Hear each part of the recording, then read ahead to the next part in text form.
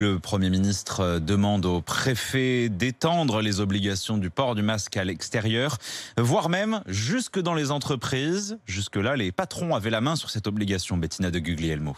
Dans cette entreprise de vente de matériel de sonorisation, le port du masque est obligatoire depuis le 17 mars. Les employés masqués d'un tissu estampillé du logo de la société s'en accommodent.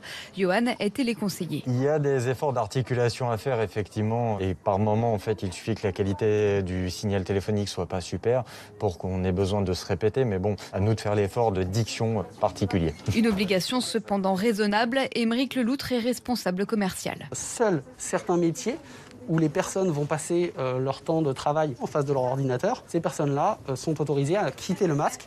En revanche, quand elles vont se déplacer, elles sont obligées de porter le masque. Alors serons-nous tous bientôt masqués au travail? Pour l'instant, la décision vient des directions, mais si le Premier ministre le généralise, les entreprises sont prêtes, selon Thibault Langsade, ancien responsable du MEDEF. Je dois le dire, si c'est le prix à payer pour ne pas avoir un retour au confinement qui a été absolument dramatique sur notre économie, je pense que tout le monde sera en capacité, on va dire, de le comprendre et puis surtout de faire en sorte que son voisin puisse être protégé. Et ce sont les ministres de l'économie et du travail qui devront discuter dans les semaines à venir de cette mesure avec les partenaires sociaux.